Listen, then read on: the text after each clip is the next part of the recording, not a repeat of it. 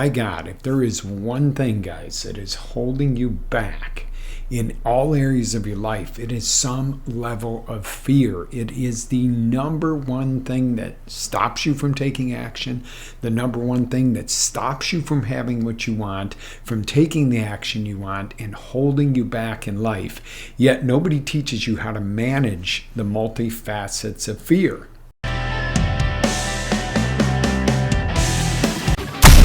Hey guys, it's time for Breakthrough with Coach Lou. Coming to you live from Accelerate Life University, XLR8Life.com. Coach Lou will help you break through anything that's stopping you. Are you ready to get the motivation, the energy, the life, and all the success you really want and deserve with no further ado? Here's Coach Lou. Here's Coach Lou.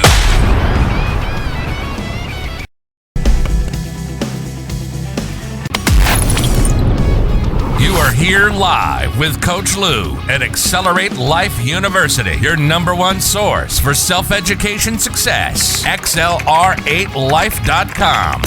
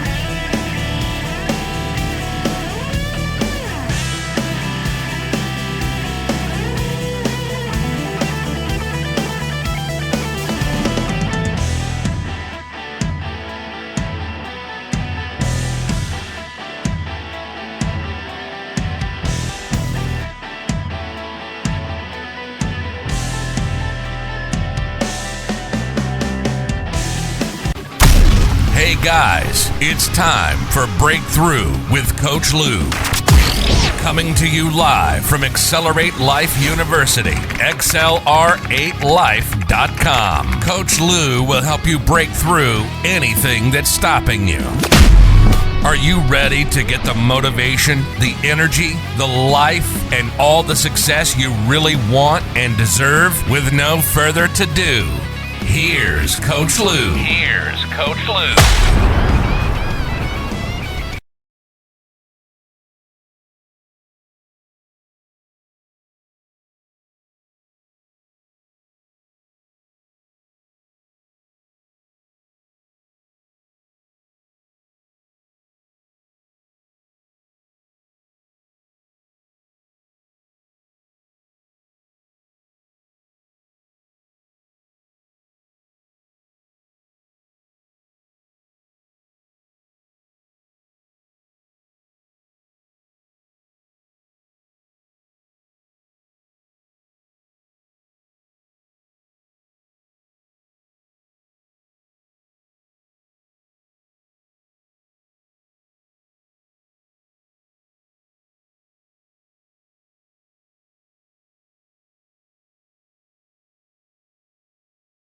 friends. Welcome to Breakthrough with Coach Lou on this fine Monday morning. We have had quite a month behind us here so far in the month of October, if this is when you're listening. In the past few weeks, we have learned that fear is the number one thing that really holds us back. And then we found out how it controls you. The question is now, would you like to know how to break through fear when it shows up? Life Boost Coffee, love it. Okay, you might be going, well, yeah, wouldn't anybody, Coach? I mean, seriously. I'm glad you said yes. So let's dive into it this morning. How do we break through fear? And, just taking a little walk down memory lane of the past couple of weeks. What is fear? Is it false evidence that appears real? Sometimes. Is it F everything and run? Sometimes. Is it face everything and rise? Sometimes. And you might go, Coach, you're not really helping me here to define exactly what this fear is and which acronym I should use, right? Okay, well, that is true, because sometimes you look at it and go, well, there's different levels of fear and there's different categories of fear, okay? So at this point, though, you should have a pretty good idea how fear poses itself, okay?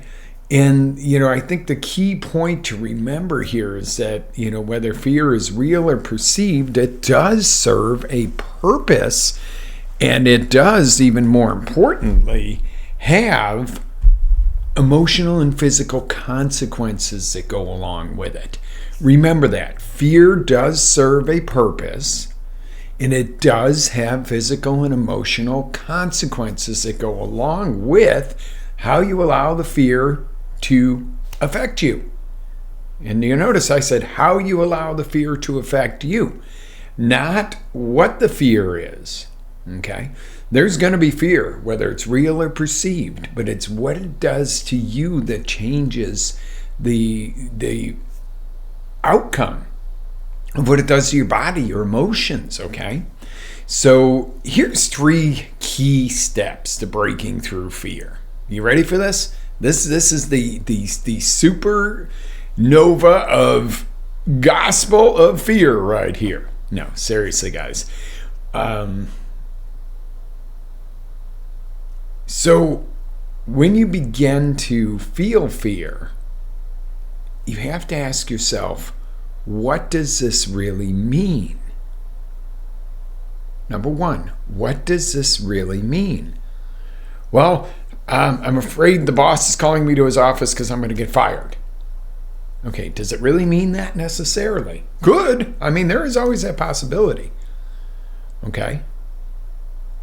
What if you walk in your home and your alarm's going off and you happen to notice your house is turned upside down? What do? Okay, some people would retreat, flight. Some people would freeze, not know what to do, and some people get ready to fight. They draw their weapon and go, whoever's in this house, show yourself. I bet you can guess which one of those 3 responses might be me. Okay? But yours might be different. But you ask, what does this really mean? Okay? What does this really mean? And you might go, hey, there's a real problem here. I've got to be ready to fight, flight, or freeze. Or you might say, in all reality, this is a warning sign that I need to look into this, right? Or you might say, this is just all crap in my head. Okay, so that leads us into step 2, which is determining that category. Is the fear clear and present? Danger. Is it like a lion coming at you? Or is it a lion in your head coming at you? Is it a foreboding that something needs attention? Okay, I've been on edge for days. Well, yeah, because you have supposed to be paying the electric bill and now it's getting shut off. Well, something needed your attention, okay? Or is it your imagination running wild? What if? And in so many situations when something traumatic happens, imagined or real, all of a sudden your imagination will keep taking that to a next level. Well, what if this? What if that? Why? How? And you can really put yourself into a total frenzy of fear. So remember, determine the category: real, clear, and present danger, foreboding that something needs attention, or is it your imagination running wild? Those are the 3 categories of fear. It's pretty simple stuff. When you're going through it, it doesn't feel simple, okay? So now that you know what you're dealing with the question that becomes how to deal with it. You know what you're dealing with. You've determined that in step 2. Number 1, you ask what it really means. Okay, is this really a call to action? Probably sometimes. Secondarily, you determine, is it a clear and present? Is it a foreboding? Or is it your imagination running wild? Now, you don't sit there. We're going to go into this in a minute. So hold that thought. Now you know what you're dealing with. So now it's how do you deal with it? What are the appropriate steps to determine the meaning and the action and the outcome of this? Okay. Number 4 is going to be taking appropriate action. Fight, flight, freeze when appropriate. Investigate further and break a pattern of let's call it what it is, worry. Okay. So fight, flight, or freeze when appropriate. Investigate further if it's a foreboding. But yes, it's going to break that pattern of worry because you're going to get to the bottom of it instead of worrying about what if, what could be, oh my God, what could be wrong. Worry is the most dangerous form of fear because it takes a massive toll on your mental and physical health. Okay? Number 5, you're going to evaluate and determine if what you perceived was correct. Okay? Was your initial evaluation correct on this? This is after you've taken action and so forth. Okay, you took the appropriate action. Was it the right action? And how could you better deal with this scenario in the future or a similar scenario? Oh, it becomes a playbook. Okay, so there's a major truth here. Fear never goes away, folks. It's always going to be a part of life. It's not always a bad thing. It can lead to growth, okay, as long as it doesn't become chronic worry. When fear becomes chronic worry, hey, we got a problem. Think of your health. Why do you get your blood work done? Why do you get your annual testing and whatever testing is age appropriate for you? Well, because I'm afraid something could be wrong. Maybe you don't want to say that. Maybe it's okay. That'll ease my mind to know that my body's operating like it should be. Okay. Now the problem with that is when people go from, my cholesterol's a little high to they're worried about it every day. That becomes a self-fulfilling prophecy where your health will decline from worry. Your health is not going to necessarily decline by going, hey, you know what, I'm going to go get my blood tested each year. I'm going to do this. I'm going to, make sure I'm going to monitor my body. Okay. That's not chronic worry. That just makes some sense. But when you start to worry every day, and trust me, we've all been there. I've done it. Oh my God, I think I'm dying. I think we've all had those moments, no matter what age you're at, where, you think something's chronically wrong, or, something happens, or you lose a friend at too young an age to something, and you go, oh my God, that could be me. Or, my family history or all this. And that's, the medical kind of kills you, just like the media a lot of times, because they're like, what's your family history? Oh, you better, I've had people tell me that, doctors told a 20-year-old they should have their breasts removed because somebody in their family had cancer at one point. There's a little more that needs to delve into that now, and if they have cancer at that point and that's the only alternative to save their life, that's a different story.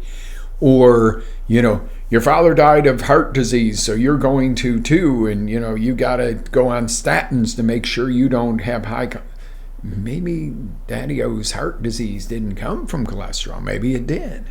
Maybe a different lifestyle. See, there's so many factors there, but maybe there's a lot of worry too. Okay. Now, I'm not telling you I'm immune from this stuff. This month has really been the right time for me to deliver this stuff to you guys.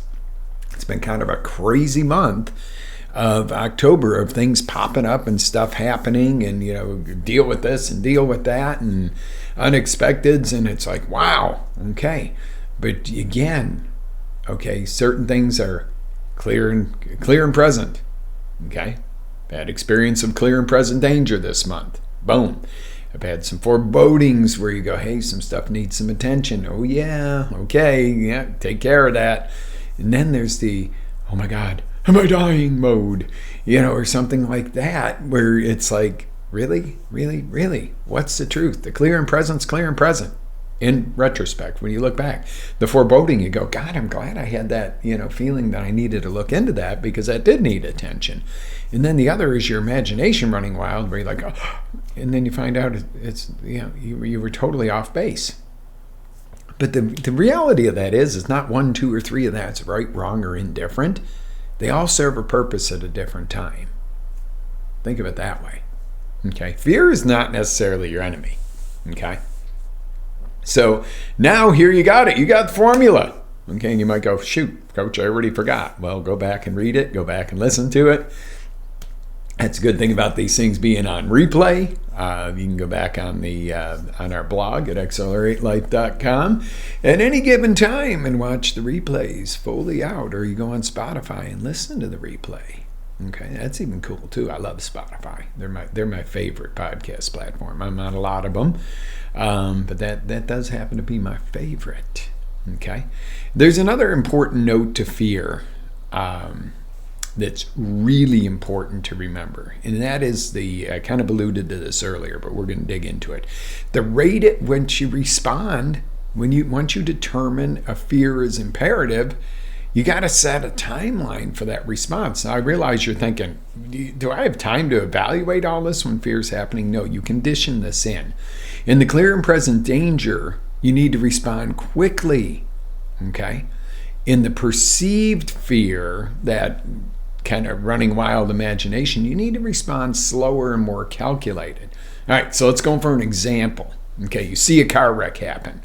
What do? You don't sit there and go, I wonder if anybody's hurt. I'm not talking about somebody taps somebody at a light. I'm talking bam, bam, bam on the interstate or something, and cars are smashed. It's obvious there's injuries. You don't sit there and go, well, let me go talk to everybody and see if they want me to call for emergency. You immediately dial 911. That's the first thing you do. And then you help 911 determine how many vehicles, what the, you kind of describe, okay, there's one upside down, there's one smoking, okay, go shut the ignitions off, whatever the case is. I'm not going to sit here and school you on that right now. You want to learn the best practice to that? Get in touch with me. I'll tell you exactly the protocol that I would use if you are a witness to an accident or an accident happens. Okay, so you do that. That has got to be autopilot fast. You've got to react fast. Now, what's the worst case you can do there? Call 911 and nobody really needed an ambulance because everybody's pretty okay. Better to err on the side of getting help there faster. Minutes count in those situations. Seconds count. Okay? Now, let's go on your spouse is late for dinner. Okay? You might want to hold off who are you effing at the office on the desk instead of, oh, you left your phone at the office and had to turn around and go get it. Okay, so maybe your spouse, you're calling them, hey, you were supposed to meet me a half hour ago, 40 minutes ago, and they're stuck on the freeway, and they forgot their phone, and they don't have an Apple Watch to call you on. Let's just assume that. And you're going into this, he's screwing Susie at the office or David or whatever, or they've been in an accident. That's the time to go, okay, what are the options here? Well, my wife is kind of forgetful. They forget their phone a lot. Maybe they forgot it and turned around and went back for it. Now, if you're getting an hour and a half, 2 hours late for dinner and you can't reach them, hey, there's probably something wrong. But, the reality is they're not having boom boom on the desk probably at the office because they're 15 minutes late to meet you for dinner. Okay, it could be the case, but it's probably not. But if you make that phone call, and you do that knee-jerk reaction, you can't take that back. Those are hard things to take back once you scream them at somebody. Now, in the same case, like I say, you don't come out an accident scene and go, what's your name? What's your date of birth? How are you? Are you hurt? When the person's arm is falling off. Okay, so you got to, the speed in which you respond in the different categories of fear is seriously going to get you the best outcomes. Okay, so the key to breaking through the fears, whatever they are, is to use the 5-step process up above. That 5-step process can take 3 to 4 to 5 seconds, or it could take minutes, or hours, depending on the situation. Okay? Use your judgment, use your smarts there. What's cool though is you can apply it across the board to all categories. Okay? Just remember, your response times are going to differ. Has this been helpful to you guys this morning? Good. I think this is important. I think fear in this day and age is got a grip on everybody. And I think that our media and certain factions and certain companies that benefit, and certain groups that benefit from fear and dissension between people are definitely benefiting seriously from it right now. And who's hurting from it? You, me, and the rest of us awesome American citizens. If you're watching in the States, if you're watching in Canada, you awesome Canadian citizens. If you're watching in Mexico, you awesome Mexican citizens. All this big family, or anywhere in the world you're watching me from. I probably can't name off every country, but we're all in this together. We all want the same thing. If you're listening to this show, you want to grow. You want to be a better person. You want to take care of your family. You want to be decent to people. You are a good, decent human being interested in growth. You're not interested in fear and taking people down and harming. I don't think you'd be on a show like this if that were the case. But there are people that want to hold you back. They want to keep you and I away from each other, because all banded together, we're a pretty powerful group. Okay? We're a powerful group of people going, hey, we're not going to tolerate all this fear-mongering. We're not going to tolerate, hatred and all this stuff towards each other. No, we're going to say enough is enough of this, and say 90% of what's getting spewed on the news is fear. Okay? Do your job, news. Report. Okay? Now, some things are scary. I'm not going to say that. Some things are worrisome, guys. There are some things that are worrisome and scary. I mean, we went through the almost 2 years of the COVID stuff. Now, everybody's got their own feeling on that. But even if you said, hey, I know this really isn't going to kill off 3/4 of the world, it still made people nervous, because everybody knew somebody who did have COVID, generally with other morbidities, that passed. Not bunches. I know a lot of people. I have a big network of people, and not very, very, very tiny percentage. However, you can't say that it didn't instill fear if you believed it. Now, the people that were walking around in spacesuits were definitely scared. That was a clear and present danger response. The other folks who said, okay, well, I'm not going to be wearing masks, gloves, and eyeglasses and everything else, but I'm probably not going to a rave where everybody's kissing each other either during this time, because I really don't want to experiment with this stuff. I don't want this COVID thing. Even if you believed it's just a cold, or you believed it was totally deadly, there was still fear all the way through at different levels. That's just an example. I think it was overblown personally. But then if you lost somebody close to you during that time, you might feel differently, and you have a right to. Okay, if you want, and I've gotten to that point where for a while there it was like, oh my God, there's still people wearing masks, and it was like, you know what, don't judge. If they want to wear a mask, wear a mask. If you don't. I mean, there were people that gave me a hard way to go for not wearing a mask, and it's like the science is there. It's not doing you any good, but if it makes you feel better, do it. But then I'm like, you know what, live and let live on that one. Okay, I'm not going to judge you if you're still walking around in the spacesuit, and don't judge me and think I'm reckless for breathing oxygen. the whole point is what level of fear? Do you see where I'm going with that? You might be getting butt hurt going, I'm a masker and he's dangerous. Or you might be going, hey, come on, coach, those fools wearing the masks are silly. Why don't we get in between of that and go, you know what, it's your own personal choice. Do what you want to do. Do what you want to do. I'm not going to look at you sideways either way. But we can all agree that it was a major fear media push. Okay? Whether you believe it was founded or unfounded, the media is what created the frenzy. And the media is not always the news station. The Weather Channel now thinks that they can report medical and everything else. Stick to reporting. Is it snowing? Is it raining? Or is it sunny? Okay, that's what the Weather Channel should do. They're not a news station. Okay, they are not qualified to report crime statistics and health and wellness. You're a news app, a weather app.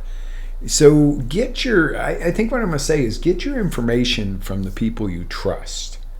I'm going to say it, and I'm live on YouTube, but too damn bad. YouTube is suppressing some of the medical practitioners that don't exactly follow the WHO. Okay, and this is something you need to let YouTube know, that you need to want to make your own decisions on what you want to watch. I'm not going to tell you what to believe. Okay, you need to find what resonates and works for you. But if you don't, you're going to live in fear. But the thing is when what undoes fear is knowledge, options, points of view, this, that. Have you ever, and I'm going to leave you with this morning, have you ever been really scared of something and you talk to somebody and they're like, oh my God, yeah, oh God, yeah, that, that's a sign of this, and my grandma died of that, and oh my God, and you walk away from that thinking you're dying. Then you talk to somebody that goes, well, a lot of different in-betweens here. I mean, you could have this, or this, using health as an example. Or then you talk to the person that goes, oh, I went through the same thing last year, and you know what it was? I was eating wheat products. And I gave up wheat products, and it all went away. And you try that for 2 weeks, and it all goes away. Or you try that for 2 weeks, and it doesn't go away. Then you have more options to deal with there. But what if you only talk to number one person that says, oh my God, my grandma had those symptoms, and she died 3 weeks later? Well, you're going to be terrorized. Okay? Or if you're in between, you still got, you really have no answers. But if you have a third, a fourth, a fifth person to talk to that has a little different take on things, you've got to keep that freedom to be able to choose what you want to watch, listen to, who you want to listen to, whether it's me or somebody else. And there's some great other amazing people out there that I can recommend to listen to. And not follow blindly. I don't want you to follow me blindly. Just because I say it doesn't mean it's God gospel either, guys. Okay? I might have an opinion on something that totally is opposite of yours. And you have a right to go, you know what, I don't agree with you there, coach. I've done it differently, or I've seen differently, or I believe differently. The thing that we need to support in our community is your right to go, I don't agree with you, coach. My right to still say this is how I feel, and this is what I believe, and this is, and these are the things. I want to bring you good, valuable information and tools that you're going to grow from. But we can't do that for each other if we are silenced or only one side is heard and one side isn't. You need not two sides. And I'm going to leave you really with this.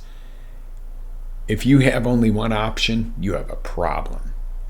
If you have two options, you have a dilemma. It's when you have 3, 4, 5, or more that you have choices. That is so profound, guys. I'm telling you. All right, live with faith, energy, passion. Always live your dreams. Whoa! Hey, what's next week all about? Next week is probably the most fun, feared show ever, because it is the week we go, what is beyond fear? After you break through the fear by doing some of the steps today that we talked about, what is the next step? What is the next step? Oh, one more thing. This Thursday night, if you are watching live or in the same week, I am inviting you to join me for a free Coach Lou Inner Circle meeting. Yes, get you a free seat in there, no obligation, so that you can see what we do in Coach Lou Inner Circle. It's a live interactive. I'm not talking at you like I am here. I mean, you guys can talk to me in the chat. Good morning, Jay. However, it's not just listening to me, it's interaction. We do question and answers. We work as a group. It's a really cool thing, guys. So I would love to have you as my guest. Simple website to remember to go there to get signed up for the free meeting is clicklou.com. Not with a K, CLIC for Coach Lou Inner Circle, LEW.com. CLICLEW.com. I will leave it in the links and the descriptions. Please join me for that, because that will be an absolutely life-changing event for you guys. And we'll get to meet in person. If I don't know you in person. If I know you in person, I get to meet with you more. But if I don't know you personally, then we get to meet finally. So I get to know who you are as well. Live with faith, energy, passion. Always live your dreams, guys. Be blessed. This is Coach Lou. Go have your breakthrough, guys.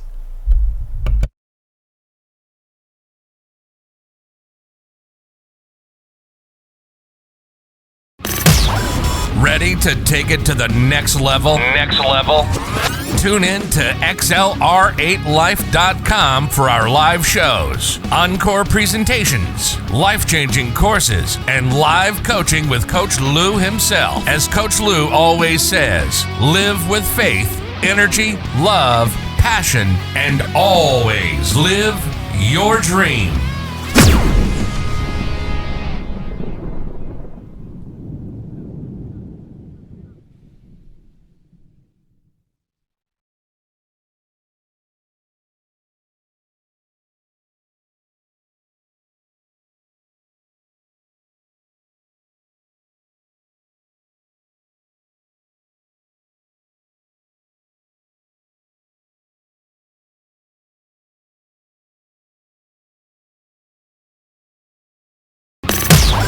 Ready to take it to the next level? Tune in to XLR8Life.com for our live shows, encore presentations, life-changing courses, and live coaching with Coach Lou himself. As Coach Lou always says, live with faith, energy, love, passion, and always live your dream.